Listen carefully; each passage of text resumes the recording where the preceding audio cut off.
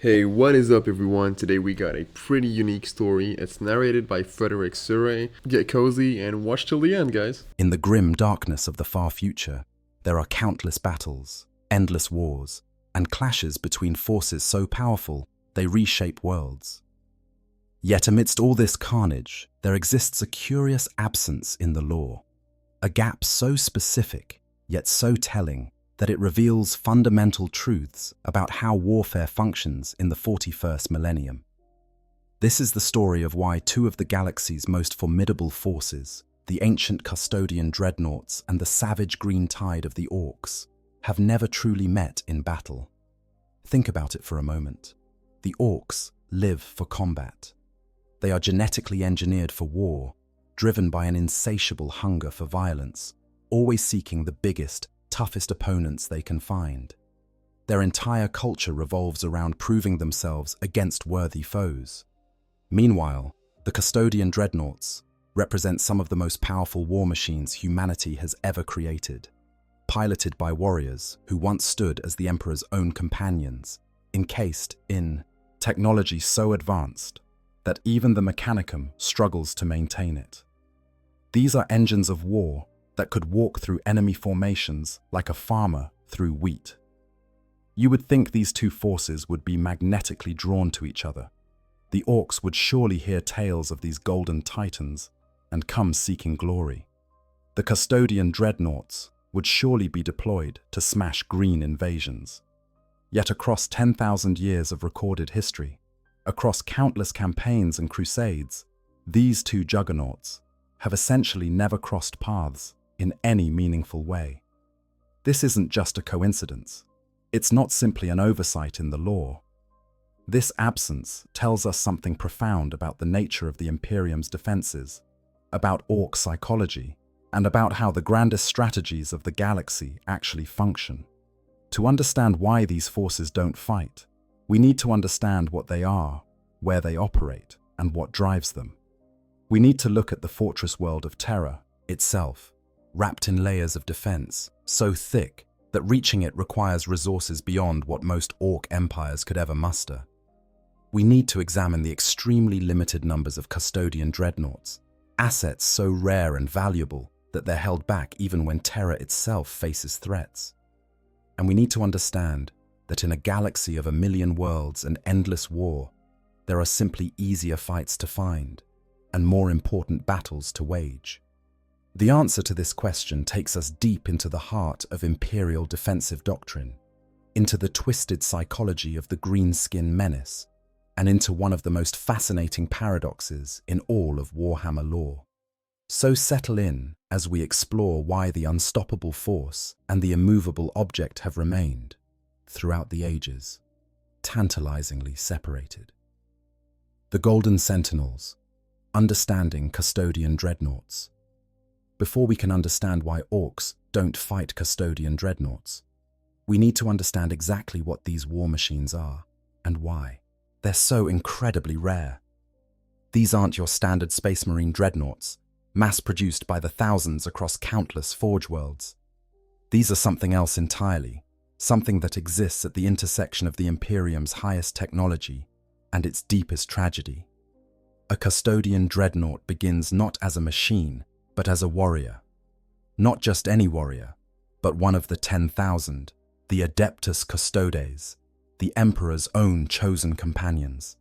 These are individuals who underwent a transformation process so intensive, so perfect, that it makes the creation of a Space Marine look crude by comparison.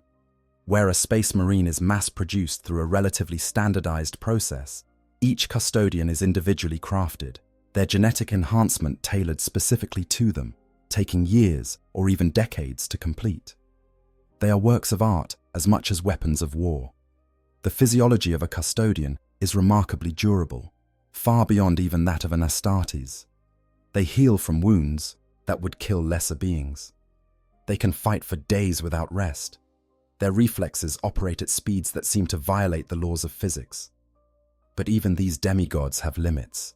Even they can suffer wounds so catastrophic that their enhanced biology simply cannot repair the damage. When this happens, When a custodian lies broken beyond the abilities of even the finest apothecaries to heal, a terrible choice presents itself. They can choose death, the final rest, their duty ended, and their name inscribed in the halls of remembrance alongside the greatest heroes the Imperium has ever known. Or they can choose to continue serving, to sacrifice what remains of their humanity, to be interred within the cold sarcophagus of a dreadnought chassis. This is not salvation. This is martyrdom. For life within a dreadnought, even one as advanced as those maintained by the Custodians, is a twilight existence at best. The pilot is reduced to little more than a preserved brain and essential organs, suspended in an amniotic tank, their nervous system hardwired directly into the war machine's systems. They will never again feel the sun on their face, never taste food, never experience the simple pleasure of walking under their own power. They exist in a state between life and death, awakened only when their skills are desperately needed, then return to a dreamless sleep that can last for decades or even centuries. Yet some custodians make this choice. Some refuse to let death claim them when their duty remains unfulfilled. There are even records of unharmed custodians volunteering to pilot dreadnought chassis whose previous occupants had fallen in battle, warriors who felt they had dishonored themselves and sought to redeem that shame, or those who simply would not turn aside from what they perceived as their sacred duty to the Emperor. The dreadnought chassis they inhabit are works of incredible artifice. The most common type during the Horus Heresy was the Contemptor Achilles, a general battle unit that combined phenomenal strength and speed with the echoes of the interred custodian's unmatched martial skill. Armed with the mighty Dreadspear, a weapon modelled on the Custode's Guardian Spear but scaled up to match the dreadnought's size, equipped with a Corvus Las Pulsar, these machines moved with a grace that belied their massive size. Then there's the Contemptor Galatas variant, perhaps even more specialised and rare, designed for specific tactical roles.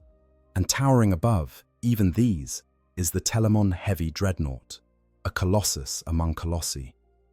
During the Horus Heresy, fewer than a handful of Telemon dreadnoughts existed within the entire Custodes, each intended to stand sentinel over its charges no matter what forces were brought against it. The honour of interment in one of the few existing Telemon sarcophagi was awarded only to the most celebrated warriors. These massive engines of war were equipped with an array of esoteric, handcrafted weapons that grace their chassis with the ferocious will and warrior skill of the master custodian interred within. These dreadnoughts incorporate technology that the Imperium can no longer fully replicate. The secrets of their construction were old, even during the Great Crusade, drawing upon knowledge from the Dark Age of technology. Despite this, the Custodes have the resources and knowledge to keep them well maintained.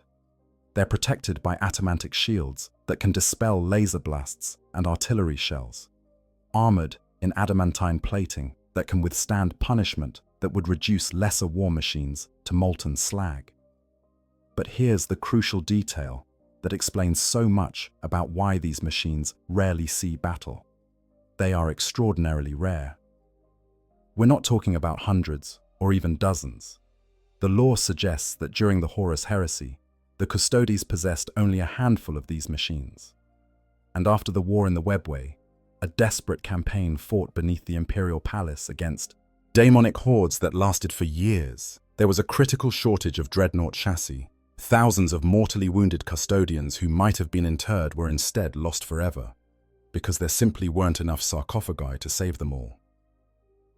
Think about what that means.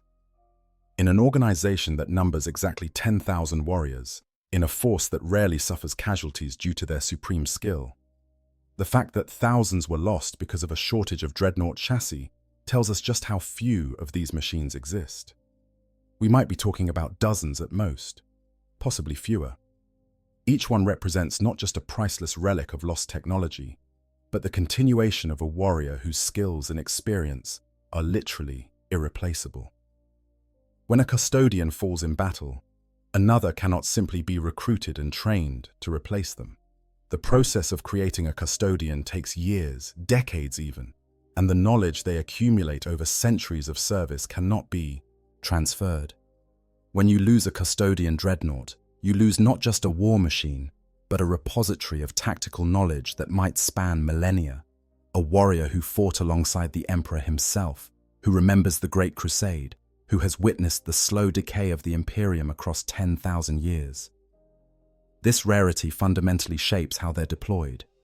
These aren't frontline troops. They're not sent out to every battle where heavy firepower is needed. They are assets of last resort, held back in the deepest reserves, awakened only when the threat is so severe that nothing else will suffice. They guard the most critical locations within the Imperial Palace, stand sentinel over secrets so dangerous that their mere existence is classified, and are deployed only when the very survival of terror itself hangs in the balance. And this brings us to a crucial realization. If you're looking for custodian dreadnoughts, you need to look where they are stationed, where they wait in their long vigil. And that place is Terra, specifically the Imperial Palace, in the heart of the most heavily defended location in the entire galaxy, the Green Tide, Ork combat psychology and behavior. To understand why Orks haven't fought custodian dreadnoughts, we need to understand what drives the Greenskins to battle in the first place. Because Orks aren't just violent, they're violent in very specific ways, driven by psychological imperatives and cultural values that are fundamentally alien to human understanding.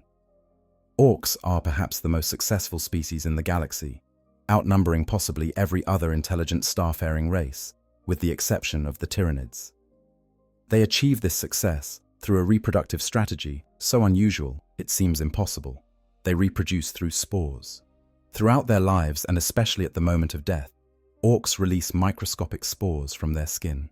These spores drift through the air, settle into soil, and eventually grow into new Orks, along with their smaller cousins, the Gretchens, and the even smaller Snotlings, plus the various squig species that make up the Ork ecosystem. This means that wherever Orks go, more Orks will follow. You can never truly eliminate them from a world once they've established a presence. You can reduce their numbers through combat, but unless you scour every square inch of the planet and sterilize the soil itself, they'll return. This biological reality shapes everything about Ork society and warfare. But more importantly for our discussion, Orks are genetically programmed for warfare. Much of their knowledge is literally encoded in their DNA. An Ork is born knowing how to fight, how to speak their brutal language, how to recognize hierarchy within their society, and how to build and maintain weapons and vehicles. They don't need schools or training programs. The knowledge is simply there, waiting to be accessed as they mature. This genetic programming creates a culture that needs to spend very little time dealing with the practicalities of being a culture. Everything they need is there for them naturally, which means they can focus entirely on what matters most to them. And an Ork craves three things above all else: speed, noise, and a good fight. The desire for violence is perhaps their most defining psychological trait. Orks will fight anything, anywhere, and for the flimsiest of reasons, savoring the mayhem and thrill of battle and lamenting its end. This isn't just learned behavior or cultural conditioning. It's wired into their very being. Fighting makes them happy. The roar of engines, the crash of weapons, the thrill of combat, these are what give an Ork's life meaning and purpose. But here's what's crucial to understand. Orks aren't mindless. They're often dismissed as stupid by other races, but this is a dangerous underestimation. Orks can be cunning and quick on the draw. They have tactical and strategic intelligence, albeit expressed in ways that seem crude, to more civilized species. They understand concepts like ambush, flanking, and concentration of force, even if they might not use those exact terms. What makes Ork psychology truly unique is their relationship with the warp. Largely unconscious, Orks produce a high level of psychic background noise, which increases during periods of excitement. In the presence of other Orks, this collective noise creates a gestalt field that has strange effects on reality itself. The most obvious manifestation is how an orc's confidence and resolve are bolstered by the presence of other orcs, making large groups difficult or even impossible to rout. But the Gestalt field goes deeper than simple morale. It affects how orc technology functions. A truck that logically has no fuel somehow keeps running because the orcs believe it should. Vehicles painted red go faster because the orcs believe red things go faster. This isn't unlimited reality warping power. The underlying technology still needs to be fundamentally sound, but the Gestalt field fills in the gaps, makes unlikely things work, turns ramshackle contraptions into functioning war machines. This psychic phenomenon also relates to how orcs assess threats and choose targets. Orcs respect strength. They respond to power. The bigger, tougher, and more dangerous something is, the more an orc wants to fight it. This is why orc war bosses tend to seek out enemy leaders for single combat. It's why orcs will charge toward the biggest guns and the most heavily armored opponents. Defeating a worthy foe brings prestige, earns respect from other orcs, and most importantly, provides the thrill of a good fight. But, and this is crucial, orcs aren't suicidal. They don't seek out fights they have no chance of winning just for the sake of dying gloriously. They want to win. They want to crush their enemies, hear the lamentations of the weak, and loot everything that isn't nailed down, and quite a few things that are. An orc who dies without achieving anything isn't honored, he's just dead. The green skin who survives, who wins, who comes back with stories and trophies, that's the orc who gains status. This creates an interesting dynamic in how orcs approach warfare. They're attracted to worthy opponents, yes, but they're also pragmatic in a crude sort of way. If there's a hard target that would require massive casualties to crack, and a softer target nearby that promises just as much fun with less risk, the orcs will often go for the easier option. Why fight your way through layers of defense to reach a tough nut when there's a whole planet full of softer targets just one system over? Orcs also have a strange relationship with cognitive dissonance. Unlike humans, who experience discomfort when trying to hold contradictory beliefs simultaneously, orcs don't seem to suffer from this at all. They can simultaneously believe two mutually exclusive facts without any mental stress. This is theorized to be a necessary byproduct of their psychic powers. The Gestalt field requires a certain flexibility of belief to function properly. Throughout their history, orcs have proven themselves adaptable and surprisingly innovative despite their crude appearance. During the War of the Beast in the 32nd Millennium, orcs created attack moons, massive artificial satellites equipped with gravity weapons capable of destroying planets. They developed technologies that the Adeptus Mechanicus desperately wanted to study and replicate. They organized themselves with a sophistication that terrified the Imperium, creating structures that resembled parodies of imperial organization. But despite this adaptability, despite their psychic potential, despite their love of combat, orcs generally follow certain patterns in their warfare. They gather in hordes under powerful war bosses. They build crude but effective space fleets. They launch invasions against targets that promise good fighting and plenty of loot. They conquer worlds, establish empires, and then inevitably fragment when the big boss dies and his subordinates fight over who gets to be in charge. And here's the thing.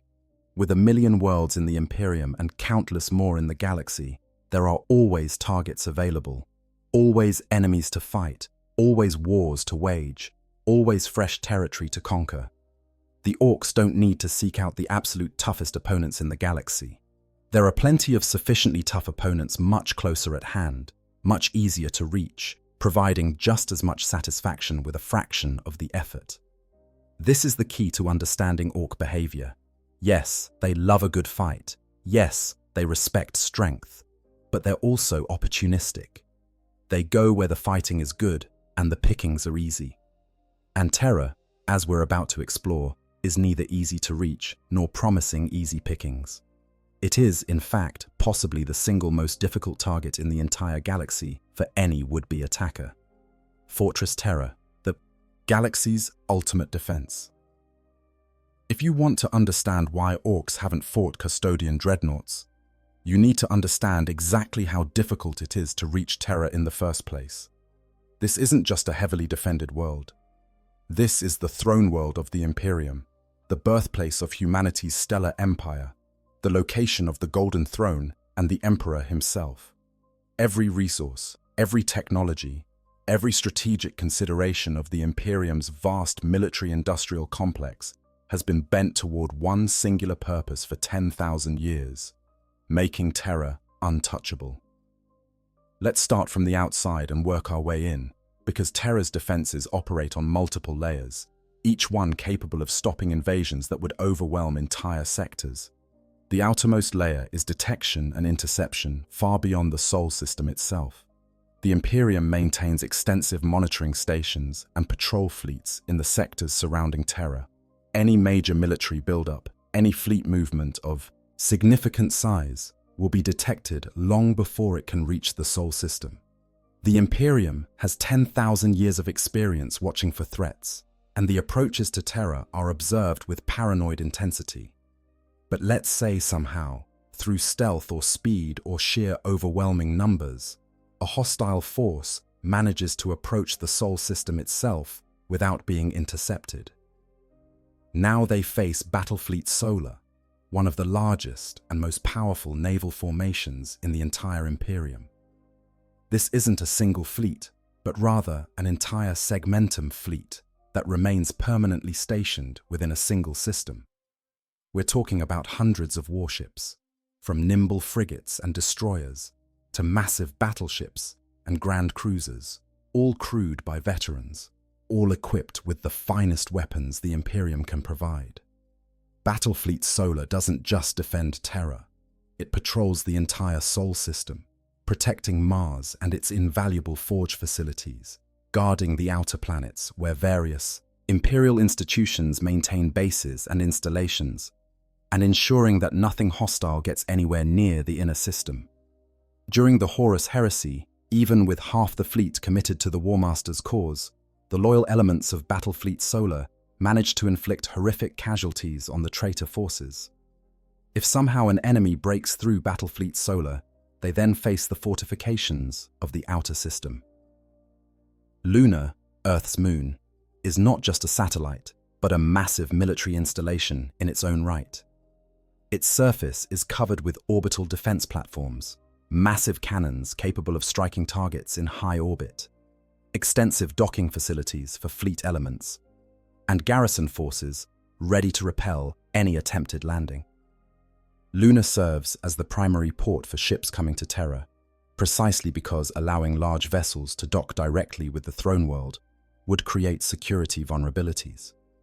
Instead, all traffic is filtered through Luna, inspected, verified, and controlled.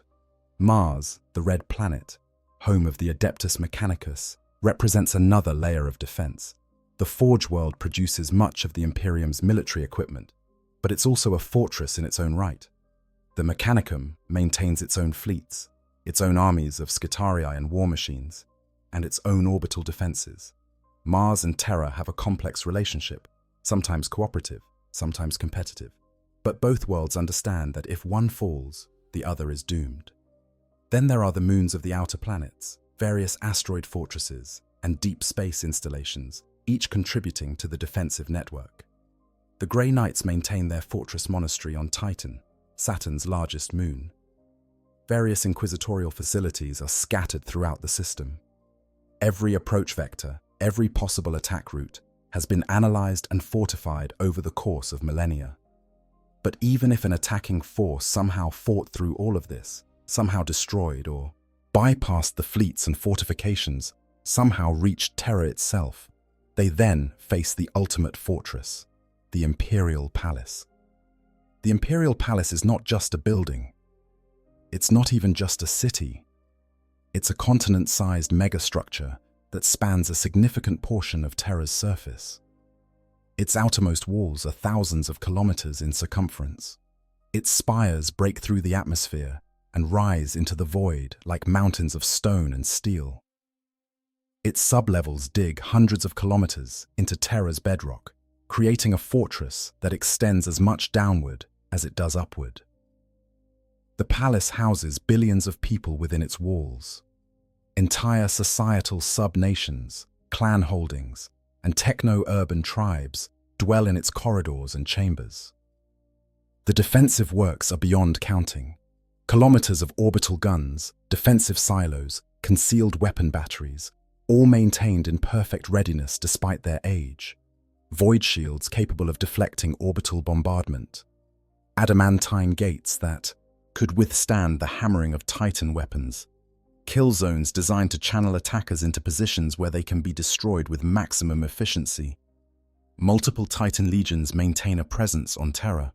The famous Legio Ignatum stations 2 battle titans at the Eternity Gate itself, the entrance to the Sanctum Imperialis, where the Golden Throne resides. These war machines stand eternal vigil, symbols of the Imperium's might and guarantors of the Emperor's safety. Additional Titans and war engines are stationed throughout the palace complex and across Terra itself, ready to deploy at a moment's notice. The Imperial Fist's Space Marine. Chapter: Sons of Rogel Dawn, who fortified the palace during the heresy, maintain their responsibility as joint guardians of the Sol system. Their massive star fortress, the Phalanx, often holds a protective orbit over Terra, adding its fearsome weapons to the planet's defenses. Other Space Marine chapters maintain honor guards and small contingents on Terra, ready to respond to any threat. The 4 assassin temples are headquartered in the Sol system, their agents the most deadly individuals the Imperium can produce, capable of eliminating targets that conventional military forces cannot reach. The Inquisition maintains extensive facilities and forces in the system, their authority second only to the Emperor himself. The Adeptus Arbites, the Imperial law enforcement, keeps order across Terra's vast population, but they're also a military force in their own right, capable of putting down rebellions and repelling invasions. And at the heart of it all, defending the Imperial Palace itself, stand the Adeptus Custodes. 10,000 warriors, each one worth 100 Space Marines in combat, each one devoted utterly to the protection of the Emperor and his domain. They patrol the endless corridors, guard the countless vaults and sanctums, maintain watch over secrets so terrible they could destroy the Imperium if revealed. They inspect every defense, test every system, and remain ever vigilant against threats both external and internal. The Custodes have proven equal to this monumental task for 10,000 years. Despite the vast size of the palace, despite the countless chambers and corridors, despite the millions who dwell within its walls, the Golden Sentinels have maintained absolute security. They know every access point, every vulnerability, every possible approach. They've spent millennia perfecting their defensive protocols, gaming out scenarios, preparing for every conceivable threat. The defenses of Terra are so formidable that only twice in recorded history has an enemy force actually reached the throne world itself. The first was during the Horus Heresy, when half the Space Marine legions, backed by traitor Imperial army forces, Titan legions, and the powers of chaos itself, assaulted Terra in the greatest battle the galaxy has ever seen. Even with these overwhelming forces, even with traitor Primarchs leading the assault, even with demons pouring through breaches in reality, the defenders held until the Emperor himself was forced to confront Horus aboard his flagship. The second time was during the War of the Beast in M32, which we'll explore in detail shortly, when the Orks achieved something unprecedented and terrifying, bringing an attack moon into orbit over Terra itself. These 2 instances, separated by more than 1,000 years, represent the only times in 10 millennia that Terra has been directly threatened. Think about what that means. In a galaxy where war is constant, where invasion and conquest are daily occurrences, where entire sectors can fall to Xenos or Chaos incursions. Terra has remained essentially untouched for 10,000 years. That's not luck. That's the result of defensive measures so comprehensive, so overwhelming, that they make attacking Terra essentially impossible for any force short of a crusade-level mobilization. This is the fundamental reality that shapes why Orks don't fight Custodian Dreadnoughts. To fight Custodian Dreadnoughts, you need to reach where they are stationed, and they are stationed on Terra, behind the most formidable defenses humanity has ever constructed. An Ork war boss looking for a good fight doesn't need to assault the most heavily fortified position in the galaxy. There are countless easier targets that promise just as much combat and infinitely better chances of success. Sacred duty, the Custodes' defensive doctrine. Understanding the Custodes themselves, how they think and operate, reveals another crucial piece of why Orks don't encounter Custodian Dreadnoughts. The Adeptus Custodes are not Space Marines. They don't think like Space Marines. They don't fight like Space Marines. And they most certainly don't deploy like Space Marines. These differences are fundamental to understanding why their dreadnoughts remain hidden away in the depths of the Imperial Palace, rather than being deployed across the galaxy. Space Marines are created to be shock troops, offensive weapons designed to strike hard and fast, to spearhead crusades and conquer worlds. They fight as brothers, as squads, as companies, as chapters. They employ coordinated tactics, mutual support, combined arms warfare. They are, despite their individual prowess, fundamentally army units designed to work together towards strategic objectives. The Custodes were never intended for this role. They were created as the Emperor's personal companions and bodyguards. Each one is a unique work of bioengineering, individually crafted rather than mass-produced. Where the creation of a Space Marine might take years and follows a relatively standardized process, the creation of a Custodian can take decades and is tailored specifically to the individual. The difference in capability reflects this investment. A single Custodian is worth 10 Space Marines in combat, possibly more. But more importantly, the Custodes don't fight as a cohesive army. You know, researching this topic really changed how I think about the Imperium's strategy. I used to wonder why the Custodes seem so underutilized in the lore, why we don't see them fighting across the galaxy more often. But diving into their defensive doctrine, understanding just how rare those dreadnoughts are, it clicked for me.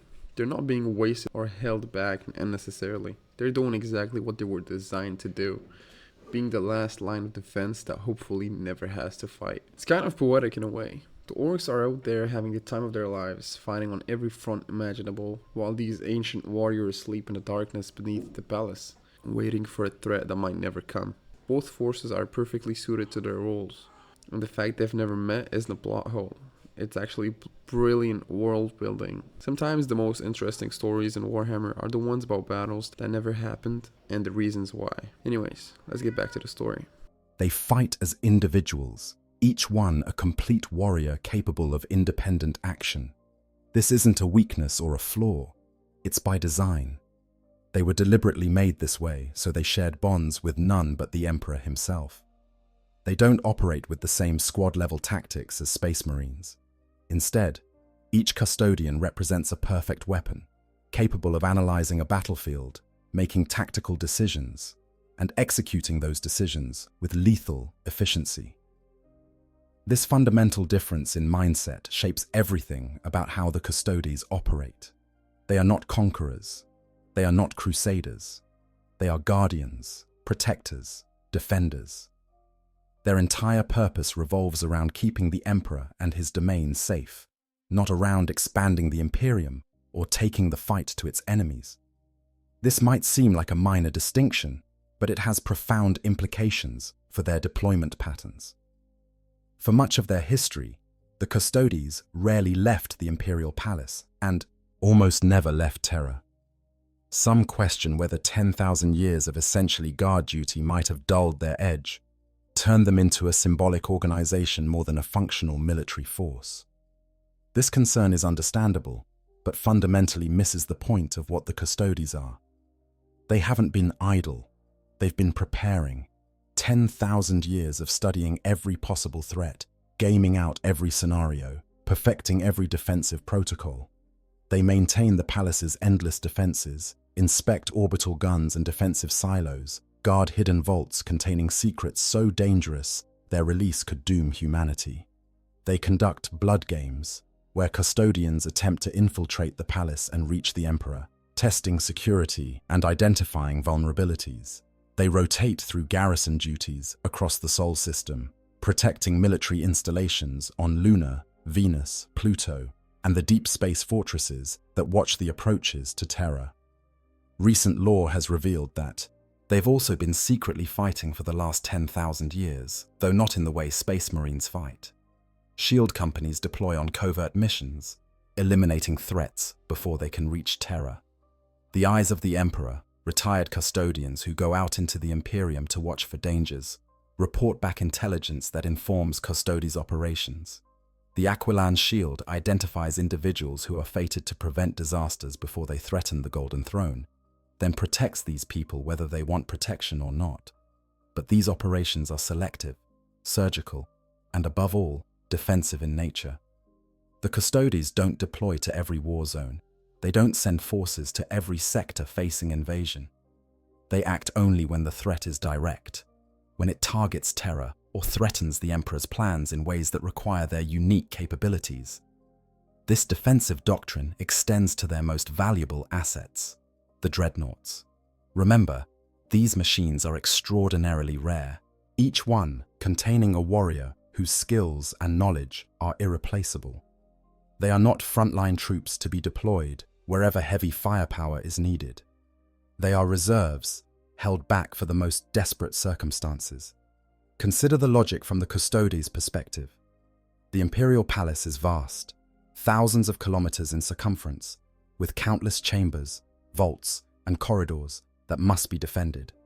Within this massive complex are locations of absolutely critical importance: the Sanctum Imperialis, where the Golden Throne resides, the vaults containing forbidden technologies, the chambers where the Astronomicon operates, passages that lead to ancient secrets best left undisturbed. If an enemy somehow breaches the outer defenses, somehow fights through the Imperial fists and titans, and millions of defenders, somehow penetrates into the palace itself, then, and only then, do you commit your most powerful assets. The Custodian Dreadnoughts are the last line of defense, the final guardians who stand between any threat and the Emperor himself. Deploying them outside Terra, even to other critical locations in the Sol system, represents an unacceptable risk. What if while they're away, Terra faces an attack? What if they're needed and can't return in time? The Custodians have seen what happens when defenses are inadequate. They remember the Horus Heresy, when traitor forces nearly reached the Golden Throne. They remember the war in the Webway, when demonic hordes poured through breaches beneath the palace, and the Custodians had to hold the line for years while suffering catastrophic casualties. These memories inform their defensive doctrine. Never again can the Emperor be left vulnerable. Never again can critical defenses be stripped away for campaigns elsewhere. The Custodian Dreadnoughts remain on Terra, not because there's no use for them elsewhere, but because Terra is where they're needed most, where their loss would be most catastrophic, where their presence provides the ultimate insurance against catastrophe. This is fundamentally different from how Space Marines use their Dreadnoughts. A Space Marine chapter might deploy its ancient brothers to any battlefield where their experience and firepower are needed. They're valuable, certainly, but they're also tools to be used in the chapter's ongoing crusades. The chapter accepts that Dreadnoughts might be destroyed in battle, that their loss is the price of victory. The Custodians cannot afford this mentality. They don't have hundreds of Dreadnoughts scattered across a fleet. They have perhaps a few dozen at most, quite possibly fewer. Each one represents not just a war machine, but a living link to the Great Crusade, a warrior who might have fought alongside the Emperor himself. Losing even one represents an irreplaceable loss to the Custode's institutional knowledge and combat capability. So the Dreadnoughts remain in the depths of the Imperial Palace, in sanctified chambers where they wait between deployments, maintained to perfection by tech priests who understand the sacred nature of their duty. They are awakened when needed for palace defense, when threats penetrate deep enough that nothing else will suffice. They stand sentinel over the most critical locations, ready to be roused at a moment's notice, but otherwise preserved in their dreamless sleep. This deployment pattern, combined with the Custodes' fundamental nature as defenders rather than attackers, means that encountering a Custodian dreadnought requires getting to Terra, getting past all the outer defenses, and penetrating deep enough into the Imperial Palace that these ultimate guardians are awakened to face the threat. It's not impossible. The Horus heresy proved it can be done. But it requires resources and commitment on a scale that few forces in the galaxy can muster. And that brings us to the one time Orks actually achieved it. The War of the Beast. When Orks actually reached Terra, there is exactly one recorded instance in 10,000 years of Orks reaching Terra, and it's an event so catastrophic, so unprecedented, that it nearly destroyed the Imperium. The War of the Beast in the 32nd Millennium stands as proof that Orks can, under the right circumstances, pose an existential threat to humanity's very survival. But it also reveals exactly why Custodian dreadnoughts and Orks haven't truly crossed paths, even during the one conflict where it seemed inevitable. The story begins in the 32nd Millennium, during a period known as the Time of Rebirth, when the Imperium seemed to be recovering from the devastation of the Horus heresy. Worlds were being reclaimed, the Space Marine chapters were growing in strength, and the various threats facing humanity appeared manageable. The Orks, after being decisively defeated during the Ullanor Crusade in the Great Crusade, were thought to be a minor nuisance, fragmented into countless small tribes that posed no coordinated threat. This complacency was shattered when a warlord known only as the Beast succeeded in uniting massive portions of the Ork race under his command. But the Beast was unlike any Ork warlord seen before or since. He was a prime Ork, larger and more intelligent than normal Orks, possibly approaching the status of the ancient Krork, the original form of the species created by the Old Ones as weapons in the war in heaven. The Beast didn't just gather a horde, he created an empire. He organized Ork society in ways that mirrored imperial structure, with different Ork clans led by prime Ork war bosses functioning almost like chapters of Space Marines.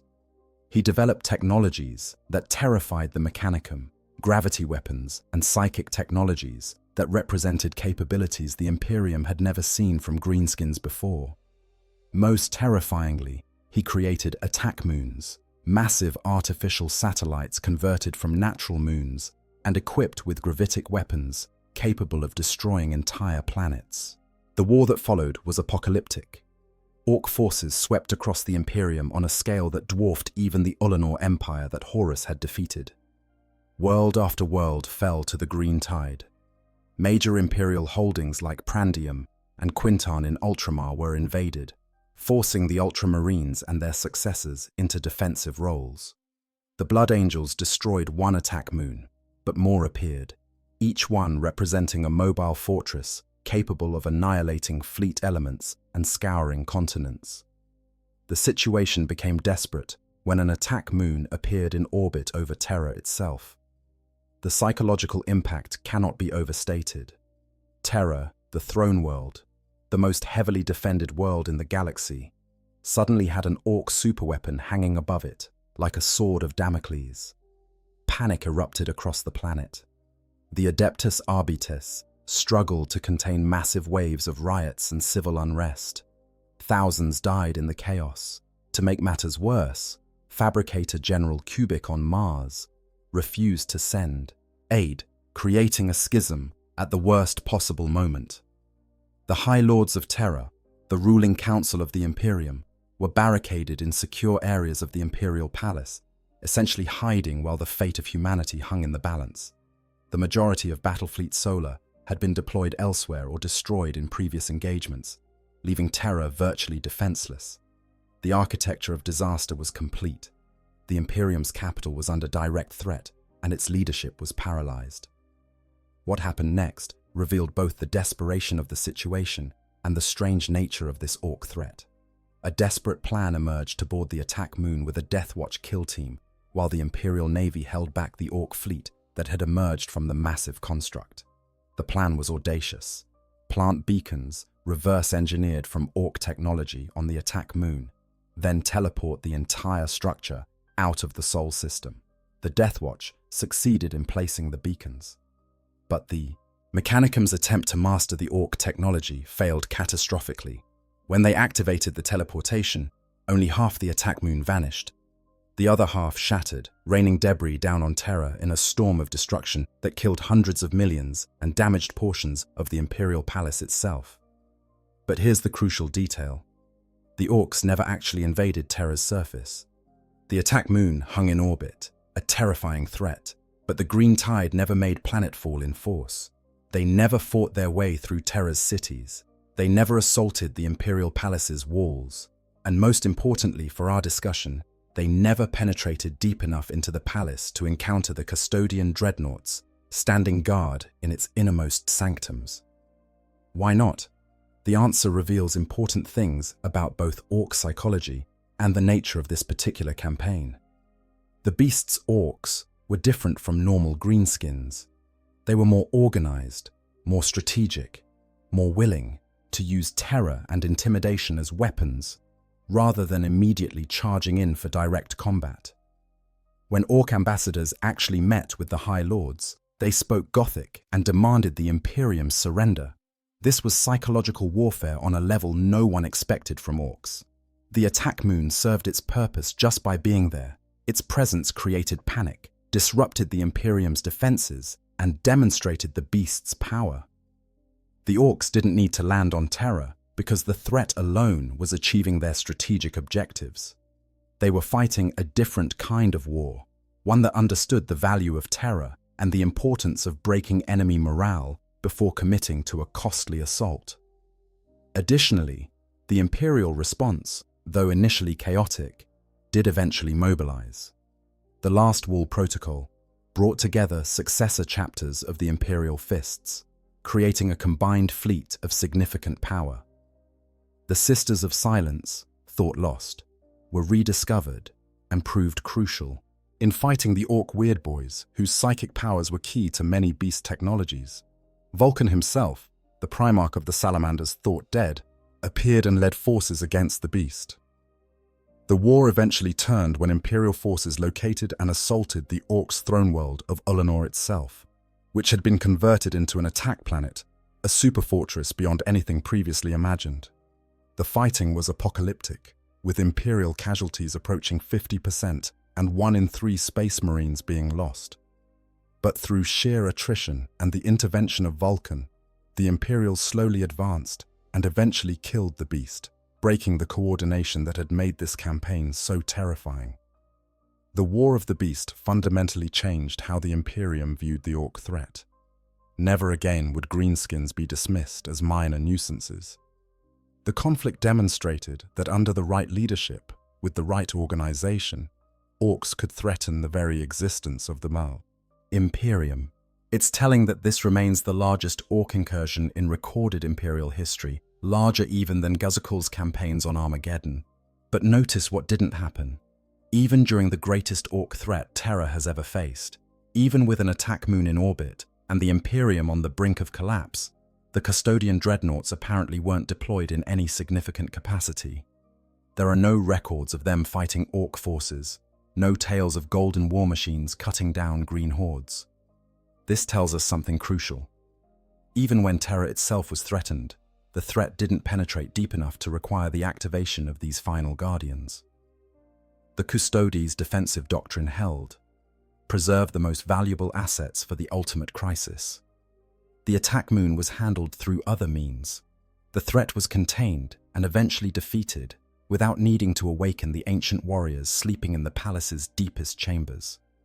This is the only time in recorded history that Orks have come close to fighting Custodian Dreadnoughts, and even then, They didn't actually meet in battle.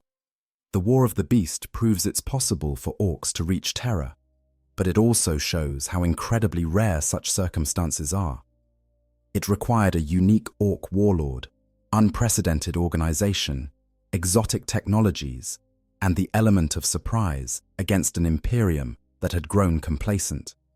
Even then, the attack was repulsed, the beast was killed, and the Ork Empire fragmented. More than 8,000 years have passed since the War of the Beast, and in all that time, no Ork force has come close to threatening Terra again. The Imperium learned from that war, strengthened its defenses, maintained constant vigilance. The circumstances that allowed the beast to bring an attack moon to Terra haven't been repeated, and likely won't be repeated anytime soon. Logistical realities, rarity and deployment. Beyond the strategic and psychological factors, there are simple, logistical realities that explain why Custodian Dreadnoughts and Orks don't fight. These realities might seem mundane compared to the grand strategic considerations we've discussed, but they're actually the most fundamental reason why these two forces remain separated. Let's start with a basic numbers game. The Adeptus Custodes number, exactly 10,000 warriors. This is not an approximate figure, but a precise count, maintained since their founding during the Unification Wars. When a Custodian falls, another is recruited and trained to replace them, keeping the number constant. 10,000 individuals to defend an entire planet, to guard the most important location in the galaxy, to maintain security across a structure whose walls span thousands of kilometers. Of those 10,000, how many are Custodian Dreadnoughts? The law is deliberately vague on exact numbers, but we can make educated estimates. During the Horus Heresy, the most widely employed Custodian Dreadnought was the Contemptor Achilles, and it's described as relatively common for a Dreadnought type, which in Custodes terms likely means dozens rather than hundreds. The Telemon Heavy Dreadnought was explicitly stated to number fewer than a handful during the Heresy. After the war in the Webway, there was a desperate shortage of Dreadnought chassis, with thousands of mortally wounded Custodians lost because there weren't enough sarcophagi to save them. This suggests the total number of available chassis was probably in the low hundreds at most, quite possibly fewer. Even if we assume they've built more in the millennia since, the Imperium has lost much of the technology required to produce these machines, and the Custodes are notoriously selective about when to enter their fallen brothers. So let's be generous and say there are perhaps 100 Custodian Dreadnoughts in existence. That might even be high. 100 warriors, each irreplaceable, each containing skills and knowledge accumulated over centuries or millennia. How do you deploy such limited resources? The answer is very, very carefully. You don't send them to every battle where their firepower would be useful. You don't deploy them to distant sectors to fight campaigns that don't directly threaten Terra. You keep them in reserve, held back for the absolute worst-case scenarios, positioned at the most critical locations within the Imperial Palace. Think about it from a resource management perspective. Each deployment carries risks. War machines can be damaged or destroyed. The pilot might be killed by a lucky hit or an overwhelming attack. You could lose a warrior whose experience spans millennia, whose tactical knowledge is irreplaceable, whose very existence is a link to the Imperium's founding. Is it worth that risk to deploy them to a standard planetary defense, to a sector war against Orks, even to a critical battle on an important world? The answer is almost always no, because the ultimate priority is Terra's defense. The Golden Throne must be protected at all costs, the Emperor must be guarded, and the Custodian Dreadnoughts represent the final insurance policy, the ultimate guardians who will hold the line when everything else has failed. This creates a deployment pattern where Custodian Dreadnoughts essentially never leave the Imperial Palace. They're positioned at critical choke points in the palace's defenses, guarding the approaches to the Sanctum Imperialis, standing sentinel over vaults containing forbidden technologies, protecting passages that lead to critical infrastructure. They're awakened when threats penetrate the palace's outer defenses, when the situation becomes desperate enough that nothing else will suffice. But here's the crucial point. This defensive deployment pattern means that to fight Custodian Dreadnoughts, an enemy has to come to them. You can't encounter them on some random battlefield halfway across the galaxy because they're simply not there. They're on Terra, behind the most formidable defenses humanity has ever created. Now consider the Ork side of the equation. Orks number in the countless billions, possibly trillions, across the galaxy. They're engaged in wars on thousands of fronts simultaneously. Gazgkul's campaigns on Armageddon alone involve billions of Orks fighting across multiple continents. The Octarius War sees Orks battling Tyranids in a conflict so vast it threatens to consume entire sectors. With such massive numbers spread across such vast territories, with wars raging constantly, why would any significant Ork force make the incredible effort required to reach Terra? To do so would require, first, somehow gathering a force large enough that it wouldn't simply be destroyed by the outer system defenses. This means a mobilization on the scale of a major crusade, billions of Orks, hundreds or thousands of ships, a logistical effort that would be visible from sectors away. Second, actually navigating to Terra, which, for Orks, is not trivial. Their warp travel is notoriously unreliable, often guided by weird boys with unpredictable results, or simply jumping into the warp and trusting Gork and Mork to take them somewhere good for fighting. Deliberately targeting Terra would require either a weird boy of unprecedented power or warp navigation skills that Orks typically lack. Third, fighting through every layer of Sol System's defenses. Battlefleet Solar would engage them in the outer system. Lunar's defenses would hammer them. Mars would send its fleets and war machines. The space fortresses would exact a terrible toll. Even if they somehow reached Terra itself, they'd face orbital defenses capable of destroying fleets. Fourth, if by some miracle they landed on Terra, they'd have to fight through the Imperial Palace's outer defenses, its walls and guns and shield generators. They'd face Titans and tank divisions and millions of defenders.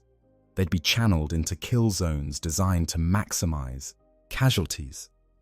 Fifth, even if they penetrated the palace, they'd have to fight deeper still, past the Custodians themselves, past countless defensive positions, through corridors designed to be defended by small numbers against vast hordes, and only then, only after all that, would they potentially encounter the Custodian Dreadnoughts. This is an absurd proposition for any Ork war boss to consider. Why go through all that when there are literally millions of other targets that promise good fighting with a fraction of the effort? Armageddon is a major hive world with billions of humans to fight, extensive industrial infrastructure to loot, and it's become a legendary battleground that attracts Orks from across the sector. Ullanor was converted into an attack planet, a throne world for the beast. Dozens of other worlds host ongoing Ork invasions where the fighting is constant and the rewards are immediate. The logistical equation simply doesn't favor an assault on Terra. The effort required vastly exceeds the probable reward, especially when there are so many easier alternatives. This is true even accounting for the Ork love of challenging fights. Yes, they're attracted to powerful opponents, but they're not suicidal. They want to win, to crush their enemies, to come back with trophies and tales of glory. An assault on Terra would likely result in the destruction of the attacking force before they ever reach the surface, let alone penetrated deep enough to encounter the Custodian Dreadnoughts. The Orks who died in the attempt wouldn't become legends. They'd just be dead, their ships destroyed in deep space or in orbit, their bodies never even reaching the ground of the world they tried to conquer.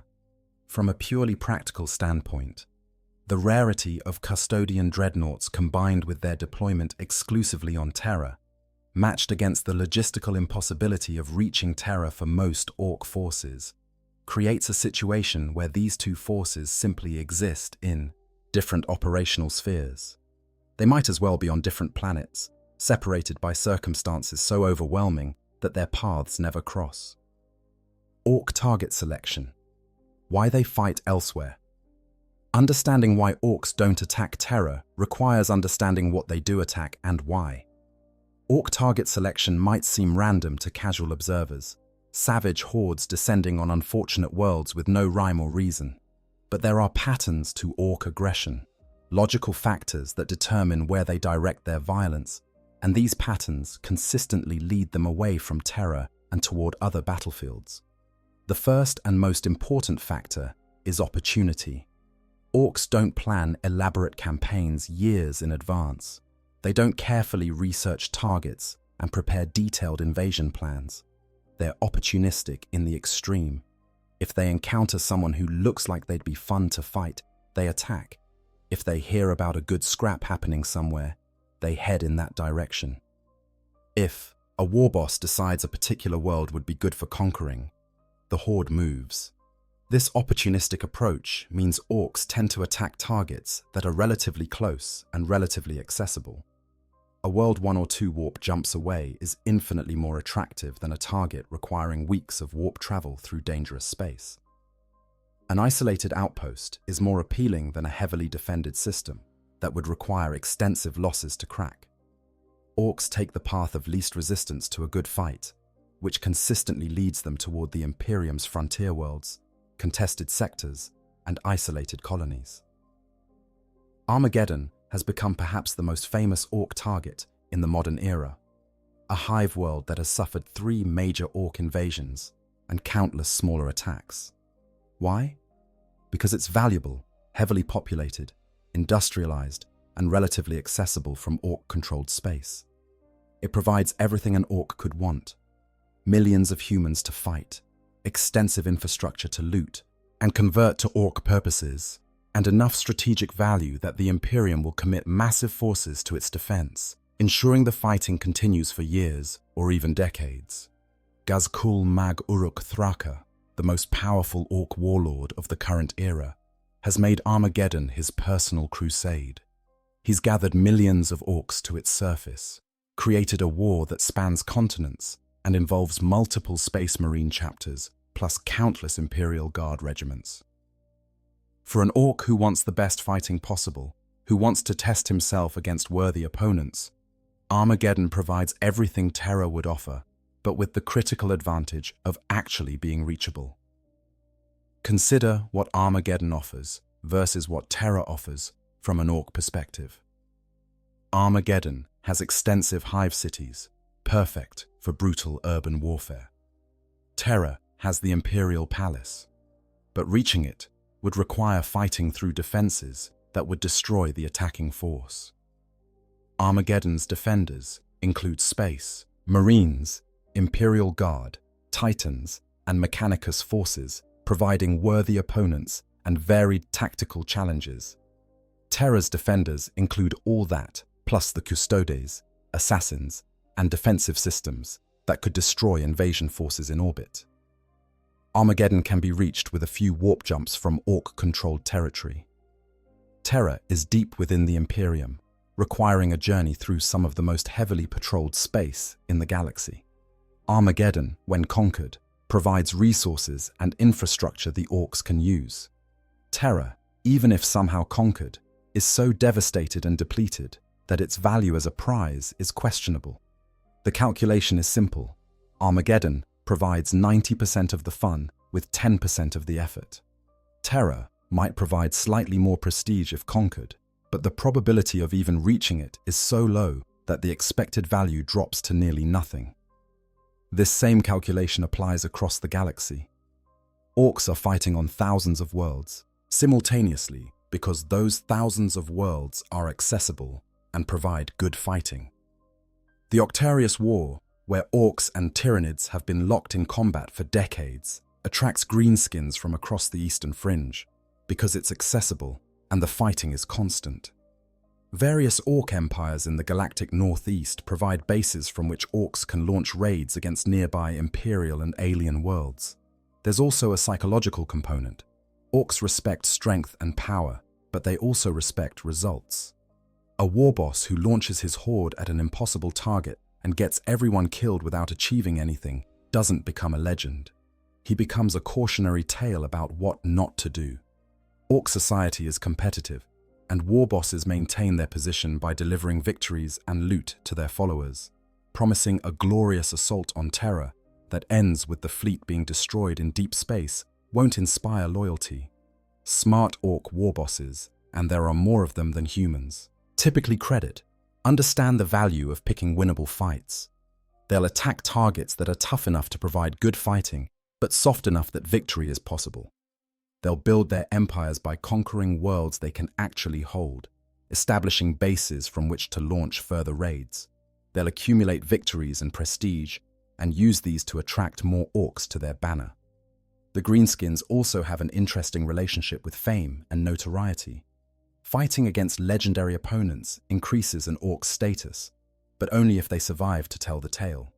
Gazkul is famous partly because he successfully fought Space Marines, Titans, and elite Imperial forces across multiple campaigns and lived. His victories on Armageddon made him a legend among orcs. If instead he'd led a doomed assault on Terra that destroyed his forces, he'd be forgotten. This creates a natural selection pressure where successful orc war bosses are those who pick appropriate targets, achieve victories, accumulate power, and use that power to tackle progressively tougher challenges. They don't immediately leap to attacking the most defended position in the galaxy. They build up their forces, test themselves against increasingly powerful opponents, and maybe eventually consider targets like Terra, but only after establishing that they have the power to actually threaten it. The War of the Beast demonstrated this progression perfectly. The Beast didn't immediately assault Terra. He first united vast portions of the Orc race, developed new technologies, created attack moons, conquered numerous Imperial worlds, and built an empire that could genuinely threaten the Imperium. Only then, with all that power consolidated, did an attack moon appear over Terra. Even then, as we discussed, the Orcs didn't immediately invade, but used the threat for psychological warfare. Contemporary Orc warfare follows similar patterns. Gazkul hasn't tried to assault Terra despite his power. He's focused on Armageddon and other achievable targets, building his strength, gathering followers, creating a legacy. Other major Orc war bosses pursue similar strategies, conquering accessible worlds, fighting enjoyable wars, avoiding targets that would result in their destruction without achievement. The galaxy is simply too big, with too many targets, with too many good fights available for Orcs to fixate on the one target that's essentially unreachable.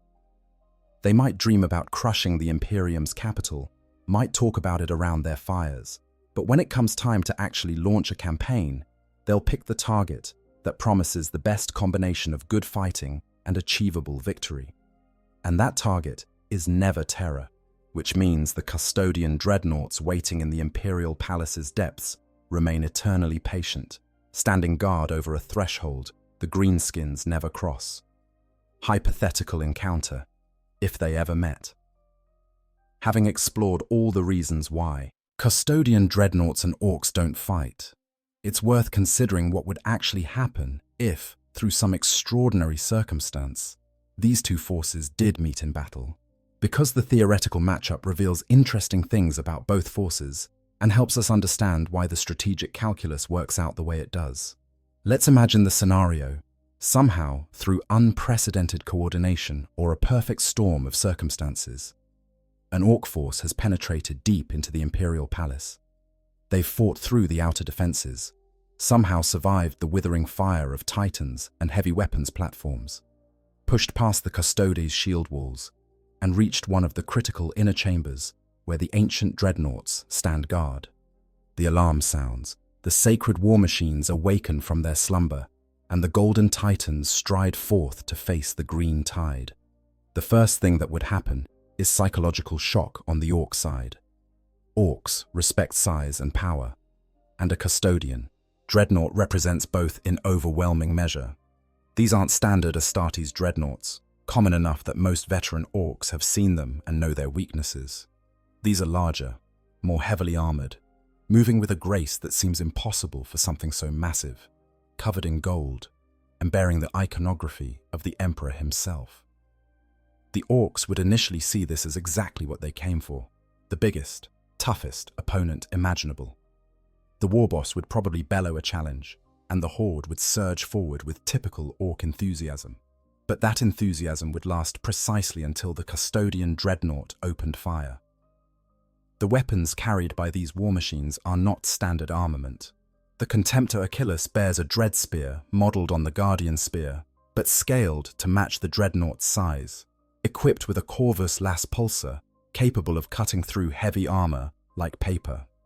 The Telemon Heavy Dreadnought carries an array of esoteric weapons, including Arachnus storm cannons and Iliastus accelerator culverins, artillery-grade weapons that can tear apart armoured vehicles with sustained fire. When these weapons speak, Orks die. Not in the gradual attrition of normal combat, but in sudden, catastrophic waves. The Dreadspear punches through mega-armoured knobs like they're wearing paper. The storm cannons reduce mobs of boys to components before they can close to melee range. The precision fire, guided by a consciousness that has fought for centuries or millennia, picks out threats and eliminates them with mechanical efficiency.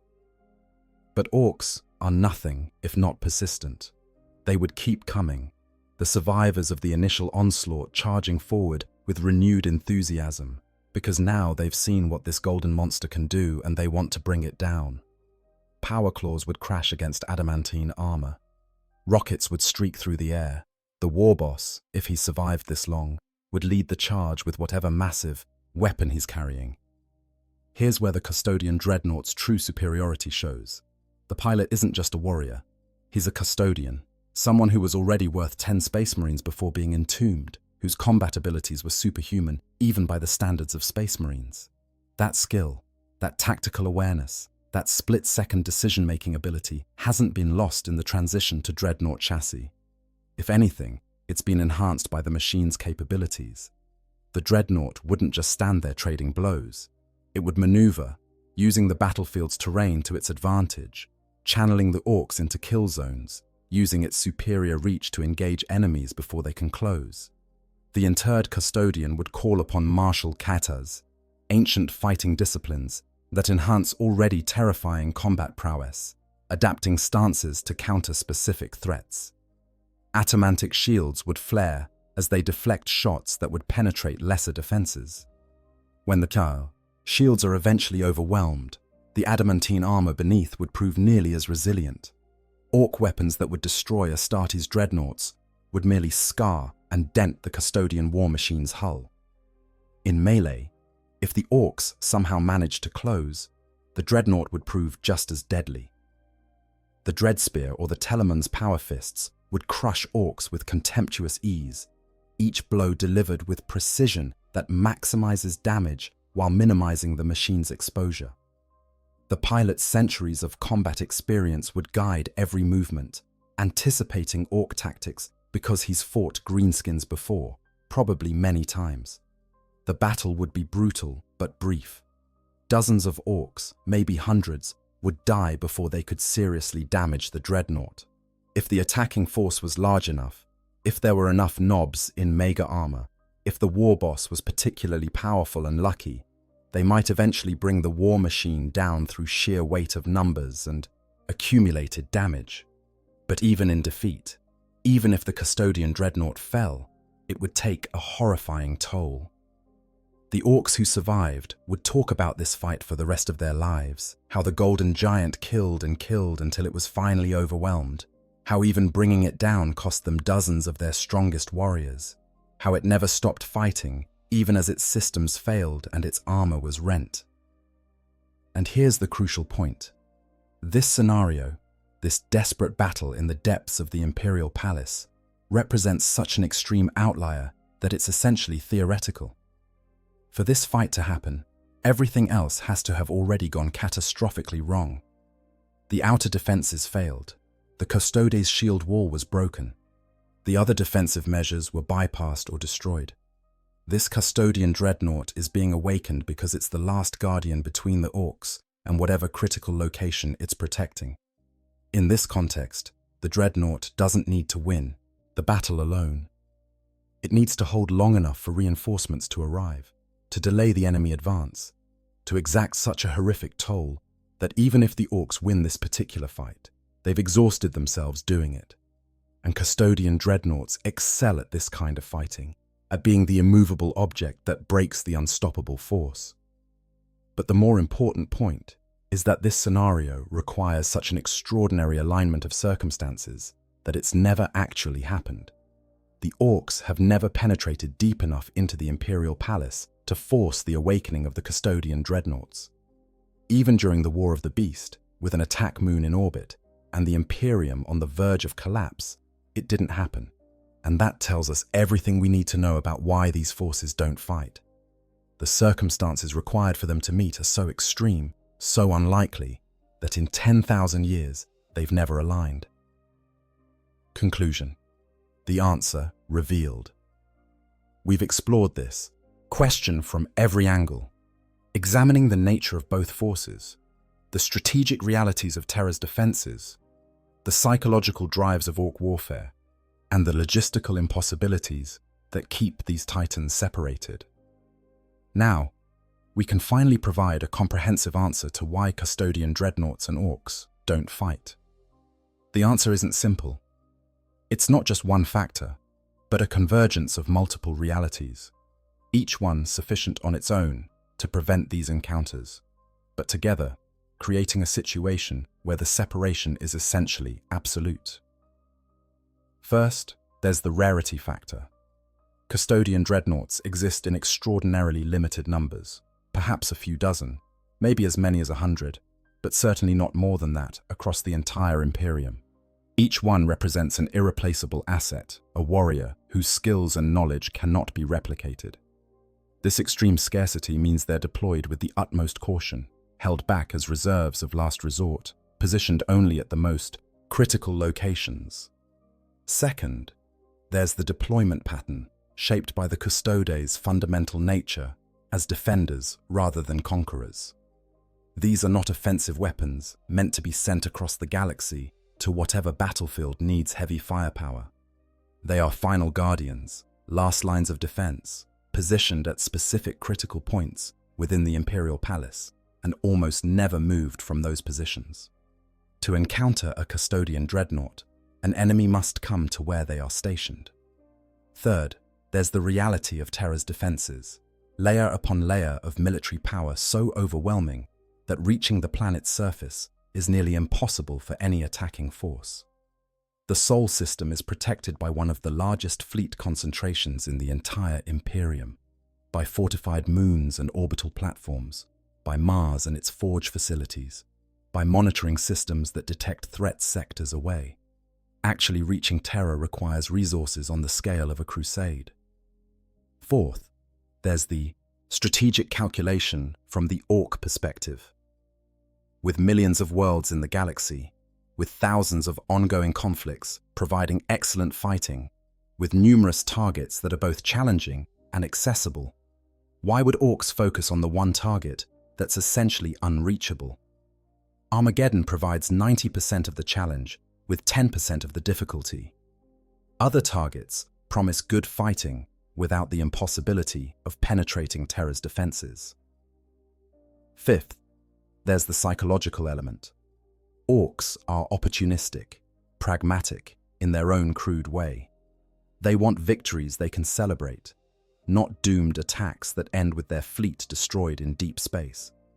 Successful war bosses pick targets they can actually conquer, build their power through achievable victories, and only consider the most heavily defended positions after accumulating tremendous strength. Sixth, there's the historical evidence. In 10,000 years, Orks have threatened Terra exactly once, during the War of the Beast, and even then, they didn't actually land on the surface in force or penetrate the Imperial Palace. This single exception in 10 millennia proves how extraordinary the circumstances must be for Orks to even approach Terra, much less reach deep enough to encounter the Custodian Dreadnoughts. All these factors combine to create a situation where two of the most powerful forces in the galaxy simply exist in different operational spheres. The Custodian Dreadnoughts stand guard in the deepest chambers of the Imperial Palace, awakened only for the most desperate threats against Terra itself. The Orks rampage across the galaxy, fighting on thousands of fronts simultaneously, attacking accessible targets that provide good fighting without the insane difficulty of assaulting the most heavily defended world in existence. This separation isn't a bug in the lore, it's a feature. It tells us something profound about how the galaxy actually works at the strategic level. Not every force fights every other force. Some warriors remain forever separate, not because they couldn't fight if they met, but because the circumstances required for them to meet are so extreme they essentially never occur. The Custodian Dreadnoughts are the ultimate insurance policy, the final guardians who will only be needed if absolutely everything else has failed. The fact that Orks haven't fought them isn't a weakness in either force. It's a testament to the strength of the Imperium's defenses and the practical realities of Ork warfare. These golden titans stand watch over humanity's most sacred places, waiting patiently for threats that may never come, symbols of the Imperium's determination that Terra will never fall. And somewhere out in the void, Ork war bosses are fighting wars they can actually win, building empires from worlds they can actually conquer, finding glory against opponents they can actually reach. The galaxy is vast enough for both these forces to exist, powerful enough in their own domains, eternally separated by distances that are as much strategic and logistical as they are physical. The unstoppable force and the immovable object remain, as they have for 10,000 years, tantalizingly apart. And that separation tells us more about the nature of warfare in the 41st millennium than any number of battle reports could convey. If you found this deep dive into the strategic realities of Warhammer lore interesting, please consider subscribing to the channel and hitting that like button. There are countless other fascinating questions in the 41st millennium waiting to be explored, strange absences and curious patterns that reveal the deeper truths of how this dark future actually functions. Until next time, may the Emperor protect. I hope you guys enjoyed the story. Make sure to hit the subscribe, like, share button, whatever you want. Give me some feedback if there's any. And yeah, sleep well.